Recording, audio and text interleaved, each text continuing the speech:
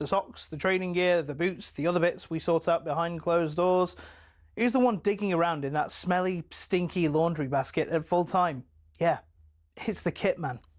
They have a lot to work on in a week, from laundry, fixing damaged kit, repairing holes, cleaning boots. Then they pack the van and take everything they need off to the stadium, ready for game day.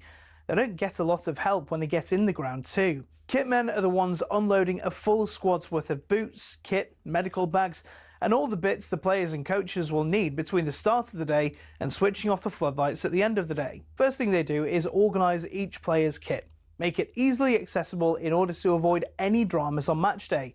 Once everything's in the right place, it's into the dressing room, lay everything out, put players' nameplates on the right locker, all the things you don't even think about on a match day. Once the players arrive, if anything needs doing, they call the kit man.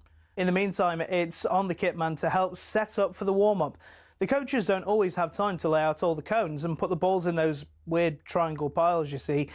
As the warm-up is underway, the kit man then becomes a glorified ball boy, chasing stray shots and passes, making sure they aren't lost in the crowds. They eventually do the tidying up too, getting everything off the pitch before kick-off and assist the ground staff with any last-minute things they may need. After that, it's last call for the players. Then, at kick-off, they can breathe a sigh of relief for a few minutes, sit back and watch the game, enjoy the fruits of their labour. At half-time, check everyone's okay and everything's as it should be, and then wait for full-time. Once the final whistle's gone, it's time to pack everything down, get the stuff that needs to be washed in the laundry, pack up the van, back to the training ground, and ready to do it again next week. Of course, each club differs, and different staff members will have different responsibilities, but we pay tribute to all of those who do it, whether it's the glitz and glamour of the Premier League or a cold Tuesday night in Stoke.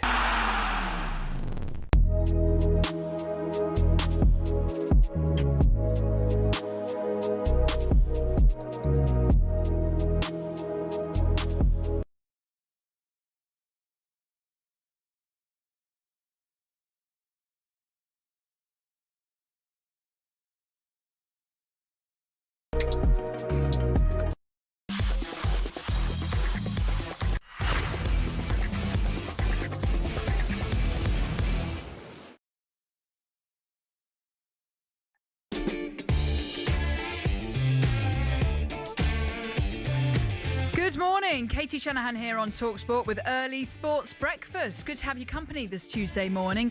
I'll be on until 6 a.m. where Gabby Bonhor is back alongside Ali McCoist. Right, coming up on the show today, we're going to be reflecting on last night's game in the Premier League. It finished 1-1 between Brighton and Bournemouth. Brighton with an overhead kick to clinch the equaliser.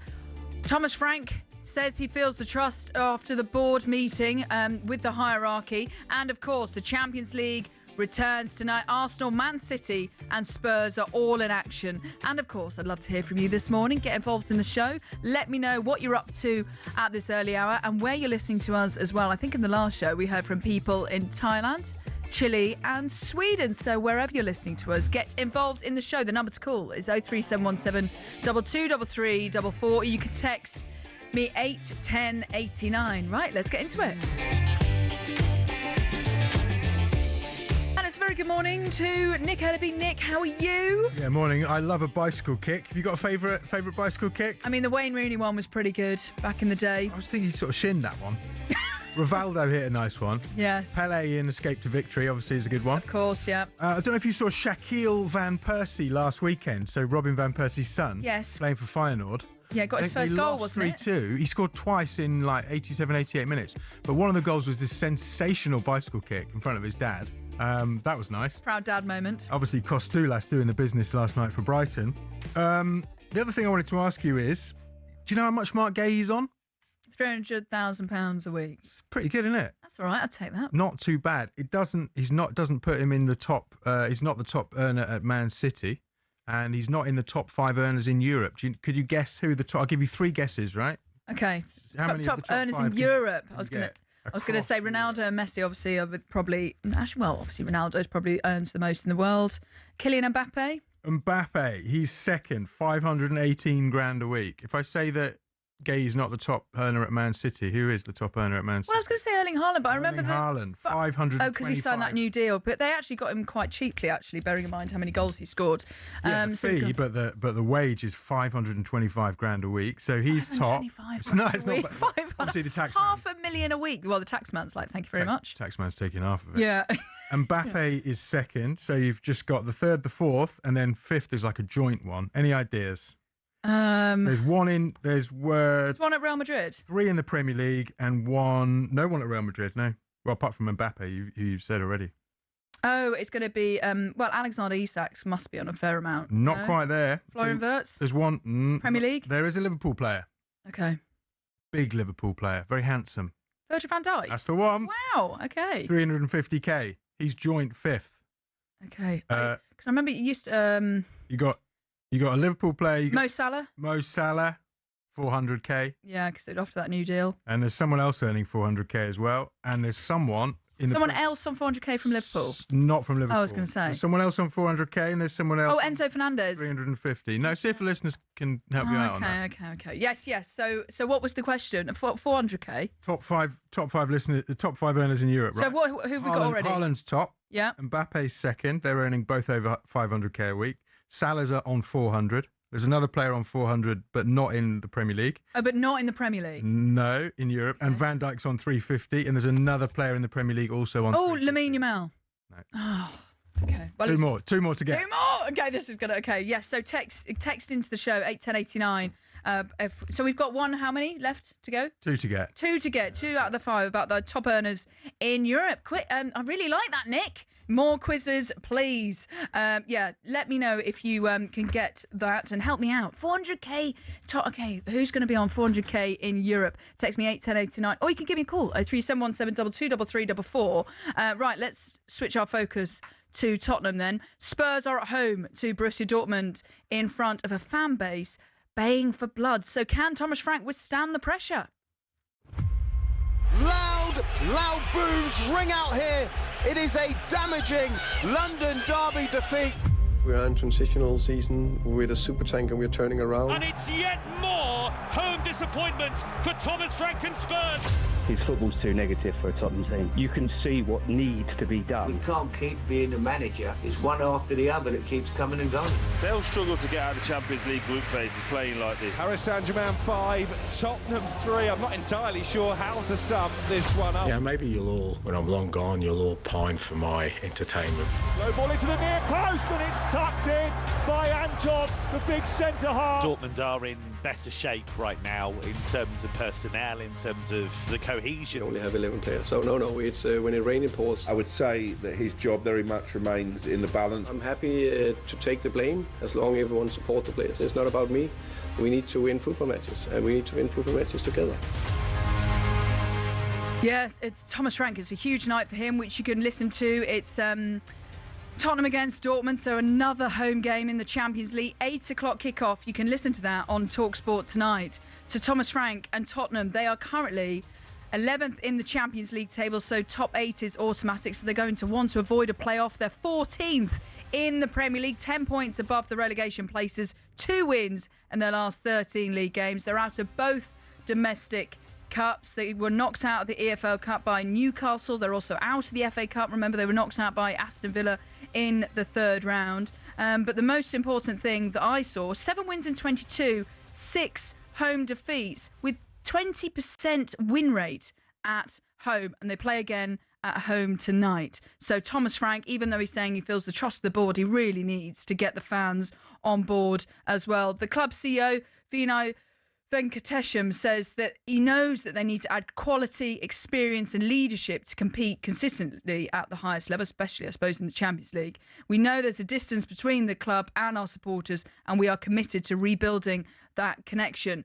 So Frank only has 11 fit outfield players. We know that they're missing James Maddison and the likes of Dejan Kulusevski. But I was listening to Tim Sherwood, who actually was saying that they're missing players that control the game. They want quality. They had the quality to beat West Ham, but they really need someone that can control the game. And if you're thinking about it, the James Maddisons or the Kulusevski, they're really missing players like that. So Spurs fans, how are you feeling ahead of this game against Dortmund tonight? How are you feeling about Thomas Frank? Are you just over it? Are you done? Let me know. You can give me a call, 03717 223344, or you can text me 81089. Is the writing on the wall, is the time over Thomas Frank, or does he deserve more time and can get some players back and then see how he gets on? Well, Thomas Frank says he's feeling the support of the board following a good chat over the dinner table. I haven't heard any situation like that in football where I say, hey, mate, if you win tomorrow, no problem. If you lose tomorrow, no problem. We had a good conversation about life and football, the future of the club, everything normal like you do. Of course, there's a little bit, how can you say, stormy weather out there. I just think it's an extremely good sign because normally people are running away if there's bad news or bad weather coming. They're normally not coming in and being friendly for lunch. Well, Spurs against Borussia Dortmund is live on talkSPORT from 7 o'clock tonight. So even though it might all seem very chummy at the dinner table, results are results and he needs to be getting them, especially at home. 20% win rate at home. Still can't believe that. OK, right, let's move on to the game last night. It finished 1-1 between Brighton and Bournemouth. Bournemouth thought they'd managed to pick up all 3 points at Brighton last night, but step up the Greek substitute, Karalampos Kostoulas. Danny Murphy was alongside Sam Matterface last night on commentary. 8 minutes of added time. 8? Whoa! That's a lot, isn't it? It is a lot. Where's that come from? It's been, what, 6 subs? 6, 7 subs? So what's 30 seconds? Mitoma back to Biscali, out to the far side. Lovely head down towards the Greek defender. Overhead kick, brilliant. Kostoulas, lovely, beautiful overhead kick to equalise for Brighton in stoppage time. The young 19-year-old getting on the end of a Van Hecken knockdown with a super overhead kick. Yeah, it was stunning, wasn't it? He just connected so well. And, really bright talent as well. Pleased for him. And the Brighton fans were absolutely over the moon. So they clinched the equaliser. It was a controversial penalty for the Bournemouth goal. Well taken, though, by Tavernier. But it was whether Krupi initially got booked for diving before VAR overturned the ref's decision. I was watching Thierry Henry, who thought it was a foul. For me, I was thinking, is there enough contact? Is it a dive? Because the ball had already gone past him, and then the goalkeeper kind of I was thinking, is that enough contact? I thought that was a really harsh decision. Well, Sam spoke to Fabian Hertzler to get his thoughts on the decision. Yeah, nice goal, but in the end, I prefer wins. In terms of the reason you didn't win, there was a VAR decision in the first half which went against you. Can you explain it? Have you had it explained to you? No, there are no explanations for that. And do you not think it was the right call? Do you think it was the right call? Well, I think there's varying different explanations and it depends how technical you want to get with the law, but the VAR seemed to be convinced that it was. Why were you not?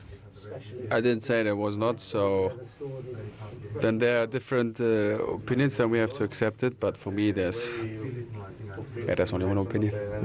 Yeah, clearly not very happy there. In terms of, was it clear enough?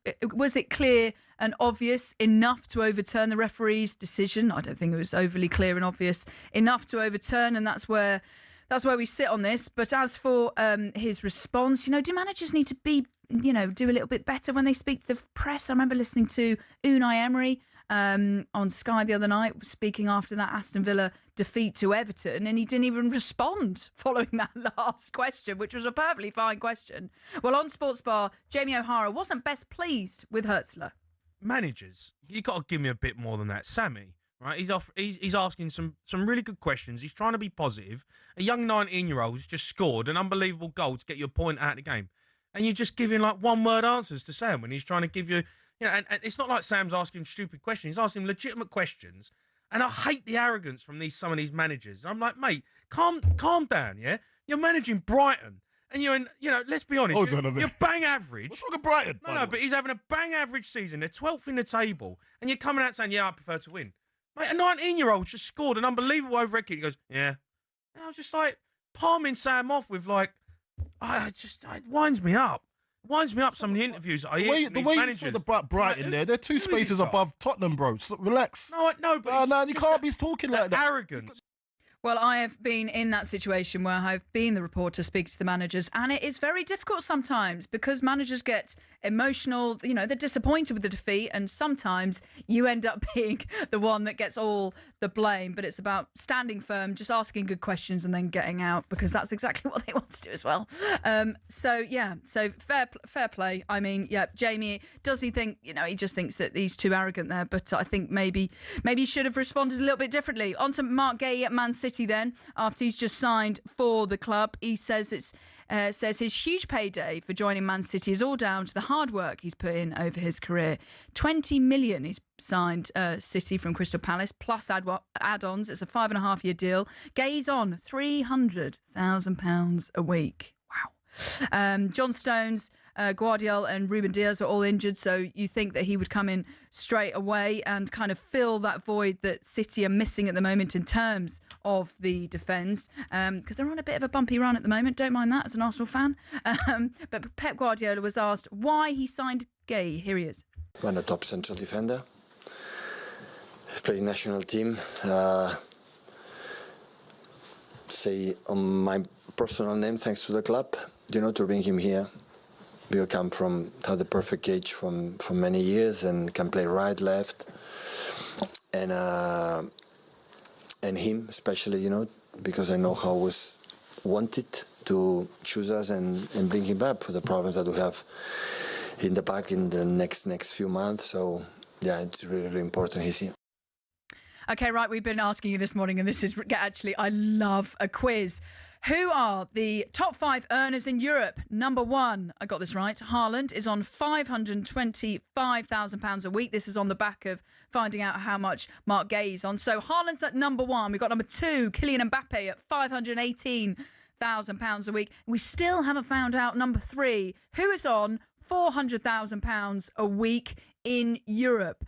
And I believe it's not in the Premier League, Nick, because I think we've already got those. Oh, it is in the Premier League. It is in the Premier League. Okay. Number 3 in the Premier League. Okay. And then we've also got number 4. Well done for all those people that have texted in. Roders. We've also had someone anonymous that's texted in. And Sean Keegan on the text. You are all correct. With Harry Kane is on £400,000 a week. So well done, you 3. And Van Dijk is on number 5. He's on £350,000 a week. And Ethan, I'm reading here, has also got this correct. Casemiro, £350,000 a week. Well done. Yes. We've also got here Dan, the Villa fan. I reckon it's Vinny Jr. I don't believe it's Vinny Jr. Nick will tell me otherwise. Dave Marshall, Lewandowski. I thought Lewandowski, but apparently not. And Sterling, this is from Jack, is on £325,000 a week. He must be one, but apparently not. So who is the last out of these 5? So Haaland and Mbappe, who is that missing at 400,000? And then we've got Harry Kane and Virgil van Dijk, who are the top 5 players that earn the most in Europe. So keep those texts coming in 81089, because I would love to know the final one out of those 5. And just finally, today we are asking, following Brooklyn Beckham's incredible outburst at Sir David and Lady Victoria on Instagram, what's the most embarrassing thing your parents have ever done or you've done as a parent? You can give me a call 03717 223344, or you can text me 81089. Katie Shanahan here with you this Tuesday morning. The time is 5:18, and coming up next, we're going to be looking back over the back pages.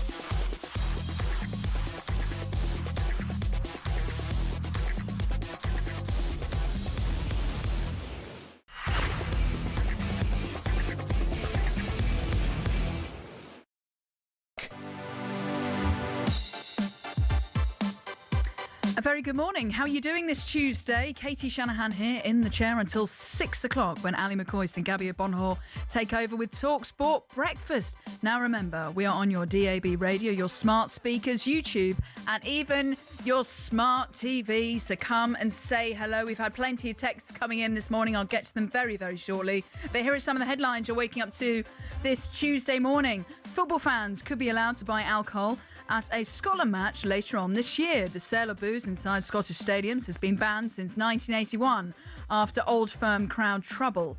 A trial could be held during one of Scotland's friendlies in March or June. Gabriel Jesus hopes that Arsenal offer him a new contract. The forward has just returned from an 11-month injury layoff. Now remember, Inter Milan against Arsenal in the Champions League is live for you on talkSPORT 2 tonight from 7:45. Bodo Glimt against Man City is the early kickoff, also available on talkSPORT 2. And Tottenham's Xavi Simons has told talkSPORT that players feel responsibility to win games for the under-pressure manager, Thomas Frank. I would say this is the highest level of football, and as we know as a group, we have to stick together. It's not only the coaches, it's the whole club, I would say, and that's the most important thing. In football, we're playing every 2-3 days, and we have to stick together and to go on. And tomorrow we have another opportunity to win that. Yeah, it's another opportunity tonight. Spurs are at home to Dortmund. That's live for you on talkSPORT Kickoff from 7 o'clock tonight. And for more on the day's biggest stories, you can go to talksport.com. Right, loads of you have texted in. We finally have the top 5 earners in the top 5 earners in Europe. So the top one was Erling Haaland at £525,000 a week. Kylian Mbappe, £518,000 a week. And we found out number 3, Nick Ellaby, forgot that we actually got this right. I actually got this right. Mo Salah is the one, Liverpool player, £400,000 a week after his new deal. Then it was Harry Kane at £400,000, which Roders, Anonymous and Sean Keegan got on text. Well done, you guys. Van Dijk was the final one on £350,000 a week. So, yes, also Sam just texting here, Victor Osimhen. I thought it was Victor Osimhen as well. Mo Salah is £400,000 a week. Yes. Keep those texts coming in. We've had loads, actually, all of these. Pete the Butcher, Liverpool fan, Mo Salah. Yes, you got it right as well. Lots of you got it right. Well done, everyone. I really enjoyed that quiz. And Nick Ellaby is back for the back pages. You know what? I think we should actually harness your competitiveness. Maybe we need a quiz. I am very, very competitive. Former England hockey player here, so I am very competitive. We need to get the listeners to take you on in some sort of head-to-head quiz. I'll see what we can cook up. Yes, I'm on today, tomorrow and Thursday, so surely we can come up with something. I also just want to read out this text because we've been asking you this morning what are the most embarrassing moments that your parents have done or you've done as a parent, and we've had this text here that actually made me laugh. Here we go. God, there's so many texts. I have to find out where it's gone now. Right, here we go. Looking for Mark Cook. Where's Mark Cook gone? There's a little picture of a pig on it. Right, can you see that? Oh, here we go. Here's Mark. Yeah, Mark Cook. This is one of my favourite texts this morning. Good morning, Mark. He goes, the most embarrassing thing my parents ever did. My dad, when I was 7 years old, told if I kept chewing my nails, I'd turn into a pig. I didn't stop, and one morning I woke up and he had glued a real pig's tail on my lower back. That's a classic dad move. That's very good. What's the most embarrassing thing your parents have ever done, or? I don't know. You're not a parent yet, are you? I'm not yet. I don't know about embarrassing, but I tell you what, I remember one of the saddest moments of my life was when it was at the Millennium. So I was 15 and my mate was having a big party and I really wanted to go. And my parents made me go to, we were all together with my family in Scotland. My uncle is a submariner, and we were on this naval base.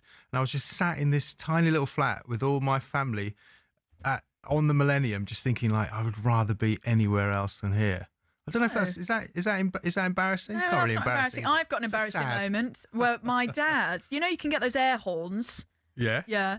One of those? That was very good. Something like that? Yeah, very good, very good. So my dad, so we were so I used to play England hockey, and we were playing in this national finals when I was at school, and it was the final. So my dad had brought this air horn just to like support throughout, whenever I'd score a goal, that kind of thing. But this is the final, and they had an air horn to stop the game. So there my dad is, and then he did a really big one. So everyone thought the final had finished. We'd won, only for me to look over to the corner of the pitch and Dad's waving his arms going, it's my air horn, carry on playing. Did you win the game in the end? We ended up winning the game, Right, thank goodness. But my dad, I was like, you've got... Because he kept hiding it under his jumper and then just whacking out the air horn. So that air horn was never used after that. Do you know what I thought of one? My mum became our school nurse, right? How embarrassing is that? She was a staff nurse and then she became the nurse at my school. Mm. And she stood up in assembly. She works with family planning, so like contraception and stuff. She stood up in assembly in front of everyone and said, tomorrow I'm going to give a talk on my favourite subject, which is sex. Everyone looking at me. All right. How do you think I got it? Yeah. Right, should we swiftly move on to the back pages then? Do we have to? Well, I'd quite like to, actually. Great pictures of Kostoulas and his overhead kick on the back, head over heels on the back of the Daily Mail, eye paper, fly like a seagull. That's not bad. Yeah, Daily Express, teenage kick is a big draw. But, you know, Thomas Frank, the embittered Thomas Frank on a lot of the back pages this morning. Mirror Sport. This is quite a good headline. Fight Heart Dane. Yeah, that's quite good. That's actually pretty good. That's probably the best of the bunch, actually. Well done to people at the Mirror in charge of headlines. Under fire, Frank. I'm up for battle to save my Spurs job, though this one is no good. Back of the Daily Sport, Star Sport, sorry. Grit Dane. Yeah. Great Dane. Yes. That's Making a meal of it. Frank's lunch summit with Spurs Chiefs as he vows to keep fighting for his job. Saying that he still has the backing of the board. But, you know, it's all going to be focused on tonight and how he gets on. talkSPORT's chief football correspondent Alex Crook saying yesterday it's a matter of when, not if, Frank goes. More interestingly, though, this little row between Nicky Butt, Paul Scholes and Lisandro Martinez kicking on. The boys from, the class of 92 have been back on a podcast. Nicky Butt has told Martinez to grow up. His feud with Nicky Butt and Paul Scholes has exploded. This is Ollie Gamp on the back of the Sun. Butt saying the Argentine shouldn't be at a big club if he cannot handle the heat from ex-stars. I mean, Scholes and Butt were talking on this podcast about the fact that, you know, Alan Hansen said you can never win anything with kids. And they said they didn't want to go out. Yeah. But they always say they did their talking on the pitch. I mean, Martinez did his talking on the pitch. He played well, you know.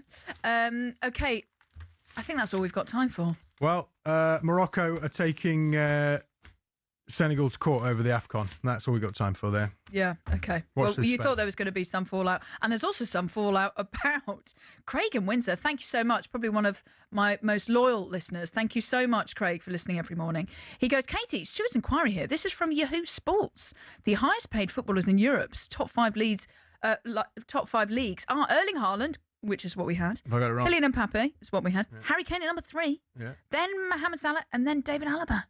David Alaba. Well, Number 5. So number 5 is actually David Alaba all from I'm Craig in saying Windsor. is there's probably a lot of secret deals behind the doors that we don't always know about. But thank you. Is it Craig with that text? Craig, the brilliant Craig. Cheers, Craig. There we go. Thanks, Craig. Stuart's inquiry. Yeah.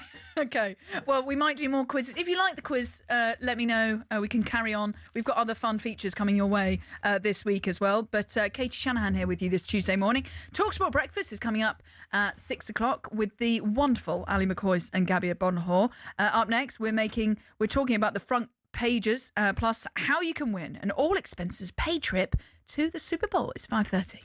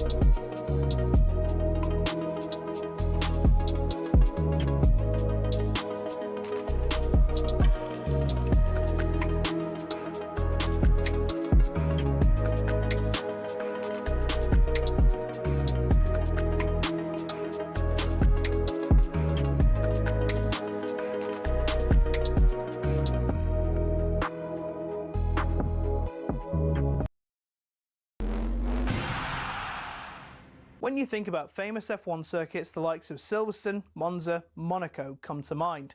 One of these is not like the others though. Monaco is just one of a number of street circuits on the calendar, and that number's only set to rise. There's a clear difference between a traditional circuit and a street circuit. One is a purpose-built facility on private land, the other is, as it sounds, a race through the streets of a major city. Monaco is the famous example, twisting and turning through the streets of the Principality with iconic backgrounds and, let's be honest, not a lot of overtaking. But from 2026, there'll be a record 10 street circuits on the calendar. It proves that cash remains king. Each track promoter gives F1 between $20 and $60 million just for the rights to host an F1 race. And when Saudi Arabia pays upwards of $100 million, you can see why it's an attractive prospect for the sport. But is it all positive? Well, the drivers aren't that bothered. If you ask a majority of them, they'll tell you historic circuits at Silverstone, Spa, Monza, Zandvoort, they're the favourites. For the sports organisers, though, it kind of makes sense. In 2025, Monaco had a record 2.3 million strong viewership in the US alone. Meanwhile, for the British Grand Prix several weeks later, 1.5 million tuned in. So while these races may not be rip-roaring, all-out action, thrill rides we want as race fans, people are tuning in even more, and bosses can demand even more cash.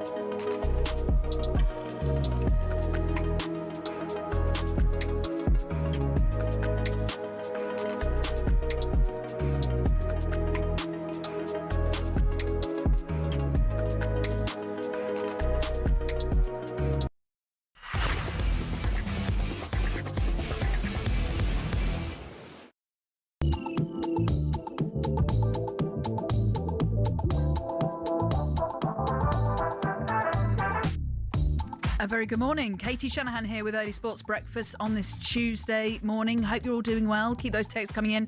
81089. Loads of you enjoying the quiz. So you know what? We might do that again if you enjoyed that. Keep those texts coming in about most embarrassing moments that your parents have done following this massive outburst from Brooklyn Beckham. We'll get into that in a minute. But first of all, here are some of the headlines you're waking up to this Tuesday morning. We understand that Liam Manning is set to be announced as Huddersfield Town's new manager. The League One side parted ways with Lee Grant on Sunday. That's following 8 months in charge. An FA Cup fourth round trip to Man City is up for grabs tonight as Salford host Swindon. Their third round tie was postponed last weekend because of bad weather in Greater Manchester. Katie Boulter faces a tough opening test at the Australian Open this morning. The Brit takes on former Wimbledon and US Open semi-finalist Belinda Bencic. And today's top story, which is all over the back pages, Thomas Franks told us he feels the support of the Tottenham board. Despite a terrible run of results with a 20% win rate at home, yes, 6 home defeats so far under Thomas Frank, the reports are that the hierarchy are considering a change. Speaking last night, though, Frank promised to keep fighting for the club. If you're back against the wall, you fight. And that's what I do. I'm energetic. I fight. And again, it's not about me. We need to win football matches, and we need to win football matches together. And that's what it's all about. And we planned well. We are ready. We are focused for the game tomorrow, and the players look good. Yep, so you can listen to the game on talkSPORT 2, talkSPORT rather. Tottenham hosting Borussia Dortmund with build-up from 7 o'clock. That is on talkSPORT. Inter Milan against Arsenal is on talkSPORT 2, 8 o'clock kickoff, and the early kickoff will be Bodo Glimt against Man City. 5:45, the kickoff for that one, also available on talkSPORT 2. And for more on all the day's biggest stories, you can head over to talksport.com. And of course, we are building up to talkSPORT Breakfast, which is coming up at 6 o'clock with Ali McCoist alongside this man. Dream dreams can come true. Emery, we're all with you. Know you gotta spend money. I know you gotta catch Arsenal. Dreams can come true. PSI, I hate you. Let us spend some money. Let us buy some good players. I actually burst out laughing when I was driving in my car yesterday listening to that. Oh my word, I love Gabby. What on earth was that? I don't think he's going to be singing that on karaoke at the talkSPORT Christmas party this year because they'll get a lot of stick from us. Right, talking of stick, we've been asking you this morning what are the most embarrassing moments that your parents have done. This is following Brooklyn Beckham's outburst at Sir David Beckham and Lady Victoria. So we've had this text from Lee that made me laugh this morning. Why is it? Oh yeah. Where's Lee, Nick? Lee's gone. Here we go. Oh, he's right at the top. There we go. Here we go. Lee. It goes back in the early 80s when I was at junior school. I spent all day telling my friends about our new car, which was quite a big thing back then. When it came to finishing school that day, as I was leaving, telling everyone I'm getting a lift home in my new car, I left the gates to see my mum doing, and I think you mean a 3-point turn, but you've written a 3.10. Just to confirm, Lee, I think it's the 3-point turn, which resulted in backing the car into a tree in front of me and all my pals. Oh, gosh, how embarrassing. Lee, thank you for that 3-point turn story. We've also had here from Ricky, the Isle of Dogs, who goes, "Good morning, Katie. My dad was a carpenter and used to pick me and my twin sister up from school in his bright yellow Sherpa Council van with a red stripe down the side. He'd slide the door open and we had to get in the back with all of the wood." Whilst all our friends were looking on, thought he was doing us a favour. God bless him. Yeah. We're turning him to lots of car stories, picking us up from school. So keep those texts coming in, 81089. And yeah, we've had so many this morning. Thanks so much for getting involved in the show. And I actually also want to say, we've also had another text here all the way out from India. Good morning, Miss Shanahan. Good morning, Chris. I'm listening in Goa, India. Spurs fan Thomas Frank is a nice chap, but we need a bit of a nasty sort to sort out this poor run. Yes, well, let's see how he gets on. So Tottenham against Dortmund tonight, 8 o'clock kickoff, which you can listen to on talkSPORT. Right, it is 5:39, and that means it's competition time. Be there for Super Bowl 60 on talkSPORT.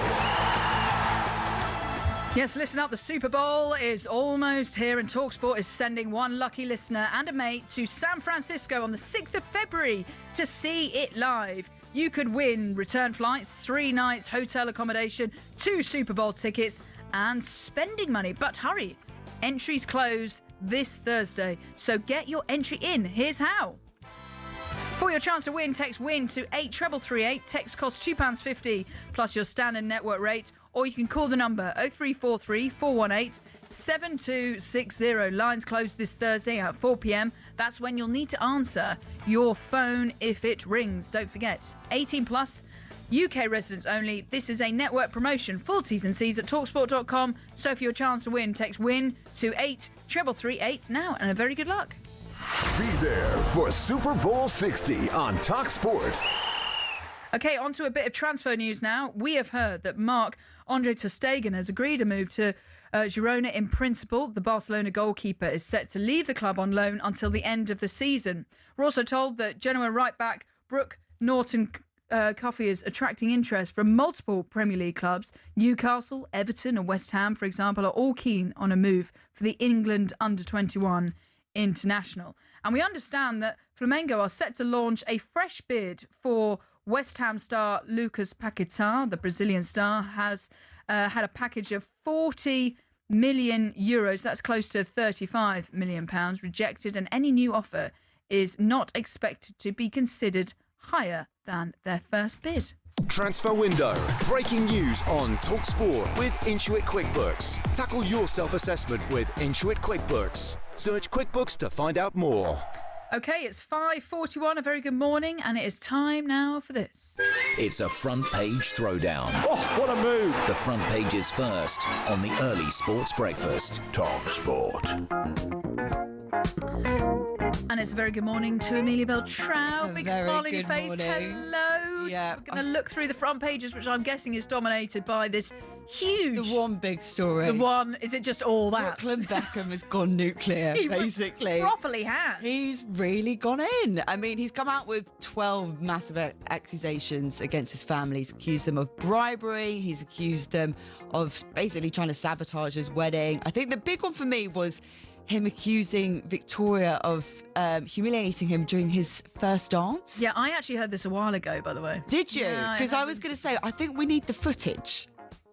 Yeah, we do need the footage, you're right. Yeah, so apparently she was dancing on him, which is, I think we need to see some footage. But where do you stand? Because on those in the public eye and having these big outbursts on social media, obviously we had Christian Romero going on the other day. And do you think it is one of those things that, obviously I think we probably had beforehand with people doing interviews, but then actually... if they've got it there on their phone. It's probably easier. They've got more control if they can do it on their own channel, on social media. They go, right, I'm just going to whack out this statement and just like open Pandora's box. You're in control. Then you know that the interviews will come off the back of your statement. So it's probably a good starting point, and then you can then and then you can choose all the interviews after that. I mean, just reading some of the things that he said here, he's accused his parents of trying to derail their wedding, claiming his fashion designer mother, obviously talking about Victoria Beckham there, had cancelled making Nicola's dress in the 11th hour, despite how excited she was to wear the design, and then also hijacking their first dance, claiming when he was called to the stage, my mum was waiting to dance with me instead of my wife, and danced very inappropriately on me in front of everyone. I know you've been doing your embarrassing stories with the listeners. So have you got one? I can't think of anything that... Surely it's your mum and dad's. I mean... something embarrassing. My dad does something embarrassing every minute of every day. I mean, my dad does like the embarrassing dad jokes, and me and my brothers just go, oh, every time sort of thing. I'm trying to think of anything that's actually monumentally embarrassing. Nothing's that really springs to mind like, oh my God, do you remember when they did that? No. They just do it on a daily basis, basically. But this is pretty... You know, he goes, he said they even renewed their vows last year to create new memories that bring us joy and happiness, not anxiety and embarrassment. There is the flip side to this, that if he feels as though he's had to be silenced due to Sir David and Lady Victoria's team, that he's like, you know what, I'm not dealing with this anymore because it's not true. Maybe he's saying it's not true. So he wants to give his side of the story. The one thing I think it would be interesting is that he's never really had like his own thing. He's always been part of Brand Beckham. Like I know he tried to do the photography. He then tried to become a chef, and I think he tried to get into Formula E at one point. But he's never had his own sort of career path. So I think as long as you've been under Brand Beckham, I don't know what else you really expect, really. But I don't know in terms of how they've controlled that. Yeah, it's an interesting one. Right, next one. Fan of the spoons? Wetherspoons, really? Don't mind spoons, like spoons, What's your drink of choice if you go in spoons? Well, I think you kind of got to capitalise on the cheaper beers, really. Yeah, I have a lager shandy, mate. Nice. Yeah. Well, the story is that they're planning to put 200 pubs in Europe, but it's going to be only really in like the establishments of airports and stuff like that.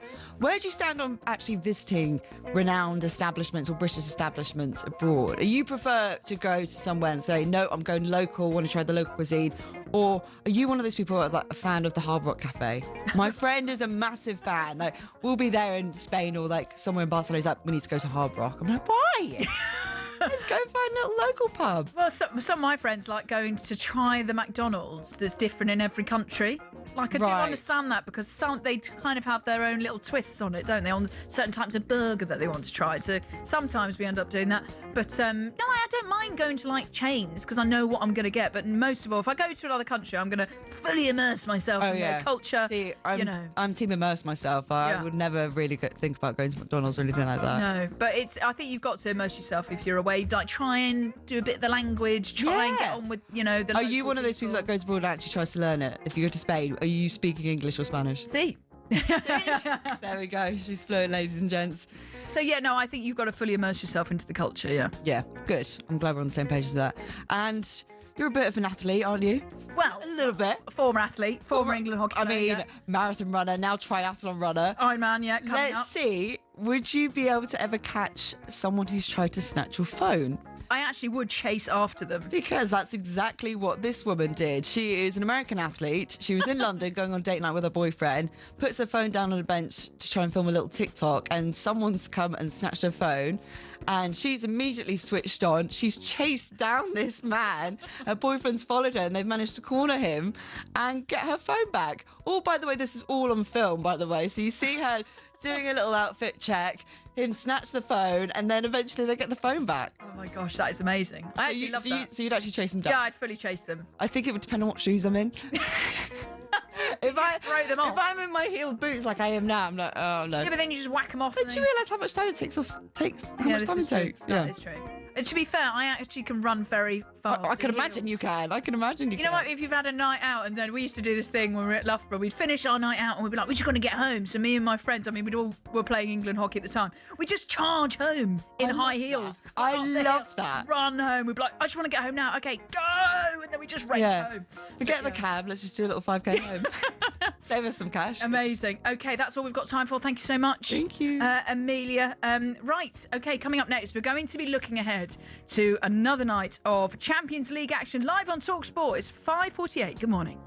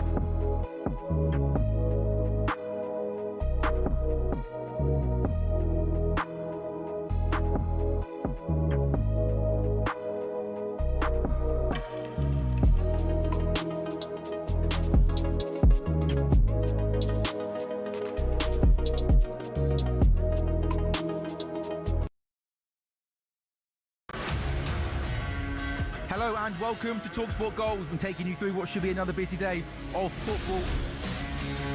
Chance to win it! We don't need to do that, guys. I'm going to owe you an apology. How would you get to that conclusion? That's a weak mentality. Oh, get out of it.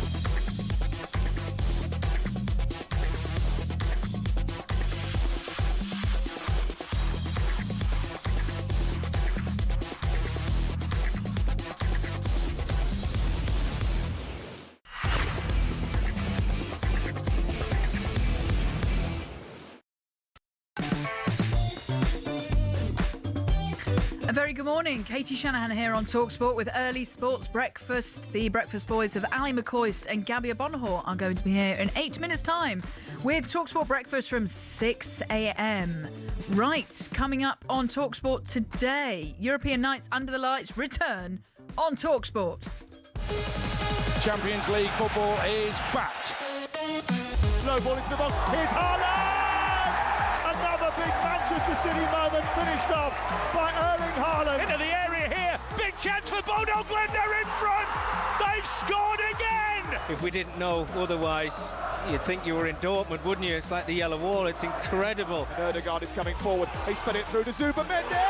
31 major trophies for Arsenal, never a major European trophy. Is this their year? Matisse gets the shot in! Into lead again! Low ball into the near post and it's tucked in by Anton, the big centre-half. Dortmund are in better shape right now. Loud boos ring out here at the Tottenham Hotspur Stadium. I'm happy to take the blame as long as everyone support the players. I would say that his job very much remains in the balance. Yeah, can't wait for the Champions League tonight. Huge games for Man City, Arsenal and Spurs all in action. Well, it's make or break for Thomas Frank at Spurs. We've spoken about that, obviously, at length today on the show. Champions League table leaders, Arsenal, go to the San Siro to face Inter Milan. Inter, who are top of Serie A, sixth in the Champions League table. Arsenal are top of the tree in terms of the league table, and you feel as though they're trying to go for the league, they're trying to go for the Champions League. Can they do both? Arsenal fans, are we getting a little bit too greedy? But they have, in terms of in terms of the Premier League, it was back-to-back goalless draws. Obviously, a bit of a dent to the confidence. Obviously, not being able to get that win against Forest. That also a goalless draw there for Arsenal. But a big game for them tonight at the San Siro, and they lost 1-0 at the San Siro last year. Here's Mikel Arteta on tonight's rematch. A very similar context to last year. Obviously, where the two teams are at the moment is a bit different. A new manager as well that I think has given them some other things in their identity and the way they play. But obviously, we know a super competitive team, a team that is dominating the league, and a really tough game. Yeah, lots of eyes will be on Victor Gyökeres. You feel as though, come on, he needs to be getting more goals. But he is currently Arsenal's top goal scorer at the moment. But yeah, so let's see how Arsenal get on tonight. You can listen to commentary of that one, Inter Milan against Arsenal, on talkSPORT 2. Kickoff is at 8 o'clock. And talkSPORT's European football expert, Kevin Hatchard, told us that Arsenal should treat this as a knockout tie. It's a really weird position for them, I think, because they're a long way clear in the Premier League. I know everybody's getting very jittery about it, but the truth is they've got a sizable advantage. City haven't been winning games in the Premier League. Arsenal are grinding out these results. If City win every game, Arsenal's still got to find a way to lose 3, you know. Yeah. It's a great lead. And they've been the best team in the Champions League so far. They're the only team to beat Bayern all season in any competition. So I do think Arsenal are perhaps performing better this season than some of their jittery fans are making out. It's important for Inter as well, because Inter won their first 4 games of the Champions League and then lost at home to Liverpool in a super tight game. Liverpool played really well and just edged it with a soft penalty and came away with the points. So that was a bit jarring for Inter. That had a long unbeaten run at home and suddenly had that defeat. And then they went to Atletico Madrid, played well, lost the game. And Christian Kivu kind of raged about that afterwards, their coach, about a little bit of naivety. So if they've got designs on making that top 8, this is really big for Inter. Yeah, it's going to be a big game for Inter Milan and Arsenal in the Champions League. talkSPORT 2 for that one, 8 o'clock kickoff. You've also got the early kickoff. Man City going to Bodo Glimt. They've got to play on a plastic pitch. Kickoff for that one is 5:45 in the Champions League, which you can listen to on talkSPORT 2. And then, as we've been saying, 8 o'clock kickoff for Tottenham against Borussia Dortmund. All eyes will be on Thomas Frank and hopefully trying to get them a home win, which they haven't done in a while. 6 defeats for them and only a 20% win rate at home. You can listen to that on talkSPORT. Right, here's what else is coming up on breakfast this morning. Ali McCoist and Gabby Bonhor are in command of your Tuesday morning. Here they are having on the show, they have former West Ham defender Vladimir Sufal will be talking about whether the club can escape relegation. Arsenal legend David Seaman will be on the programme looking ahead to the game against Inter Milan in the Champions League tonight. And Salford boss Carl Robinson ahead of their postponed FA Cup fourth round tie with Swindon later on tonight. You've been listening to Early Sports Breakfast with me, Katie Shanahan, this morning. Ali McCoist and Gabby Bonhor are on the way next with talkSPORT Breakfast. Have a great day, and I'll be back same time tomorrow.